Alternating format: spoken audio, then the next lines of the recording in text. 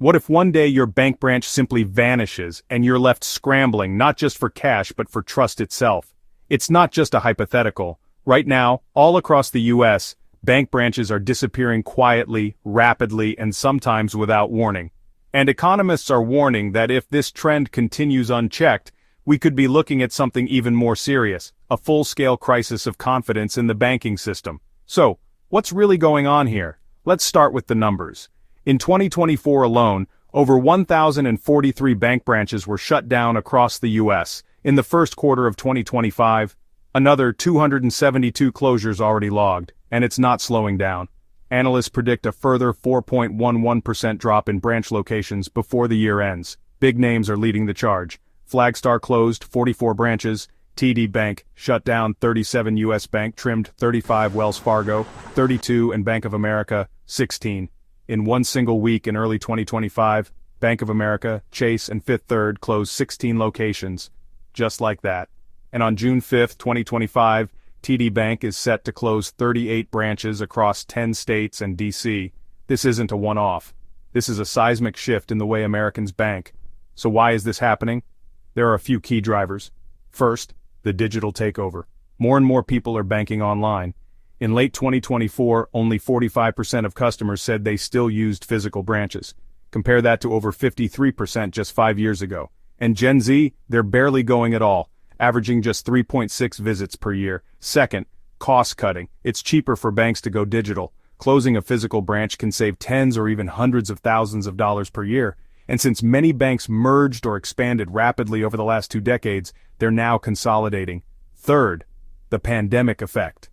COVID forced many people to shift online, and banks realized they could function just fine, or better, with fewer locations.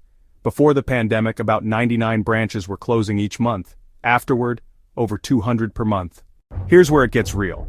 As branches vanish, banking deserts are spreading. From 2019 to 2023, over 760,000 Americans found themselves in areas with limited or no access to physical banking. Low-income communities and neighborhoods with predominantly Black and Latino residents have been hit the hardest. Between 2017 and 2021, nearly a third of all closures happened in these areas. And it's not just cities. Rural communities, older adults, and people without reliable internet access are also getting left behind. For these groups, online banking isn't an option, it's a barrier. When their branch disappears, so does their access to cash deposits, financial guidance, or even basic customer service.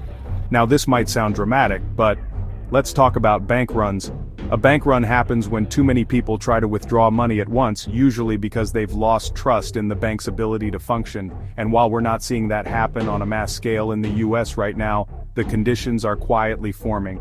Because if people feel cut off, confused, or shut out of their own money, panic can spread fast.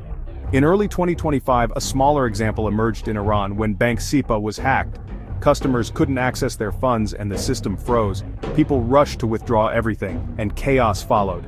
If a digital failure hits a US bank, and there are no physical branches left to step in, it could happen here too. So how are banks responding? Some are trying new things, community-style hubs with open layouts, financial advisors, and even cafes. Mobile units and video tellers in areas without branches. AI-powered chat support replacing human tellers. But critics say that's not enough. For people without smartphones or strong internet, these options are useless. And many communities aren't being told why their branches are closing. They just show up one day and the doors are locked. Transparency is low, trust is slipping. Alright, let's shift from the problem to the solution. If you're part of a local community or city government, push for mobile banking buses or temporary branches in affected neighborhoods. Work with banks to repurpose old branches into financial literacy centers. Demand better compliance with the Community Reinvestment Act, which requires fair access to banking. If you're a bank customer, visit alternative branches before yours closes. Be proactive. Learn how to use your bank's digital tools now. Don't wait until you're forced to. Ask your bank what their plan is.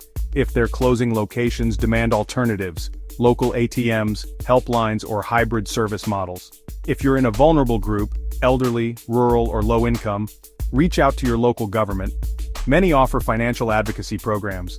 Don't be afraid to switch banks. Credit unions or community banks may still offer in-person service. Talk to your neighbors. You might not be alone. Communities can push back together. Bank branches are disappearing. Fast. And while digital banking brings convenience, the speed and scale of these closures are leaving millions behind and chipping away at the trust we place in the system. Whether you live in a big city or a rural town, the future of banking is changing. The question is, will we shape it, or be left behind by it? If this video helped you understand what's really happening, or sparked a new question, go ahead and hit subscribe.